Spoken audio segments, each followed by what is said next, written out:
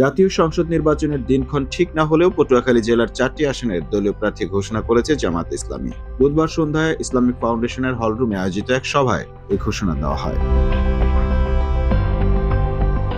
কেন্দ্রীয় সহকারী সাধারণ সম্পাদক মোয়াজ্জেম হোসাইন হেলাল প্রার্থীদের নাম ঘোষণা করেন। প্রার্থীদের মধ্যে রয়েছেন পটুয়াখালী 1 সদর মির্জাগঞ্জ দুমকি আসনে জেলা জামাতের আমির অ্যাডভোকেট নাজমুল আহসান, পটুয়াখালী 2 বাউফল ঢাকা মহানগর জামায়াতের সাধারণ সম্পাদক ডক্টর শফিকুল ইসলাম মাসুদ, পটুয়াখালী 3 গলাচিপা দশমিনা আসনে জামাতের সাবেক জেলা আমির অধ্যাপক শাহ আলম ও পটুয়াখালী 4 তথা কলাপাড়া রাঙ্গাবালী আসনে কলাপাড়া উপজেলা জামাতের আমির মাওলানা আব্দুল কাইয়ুম।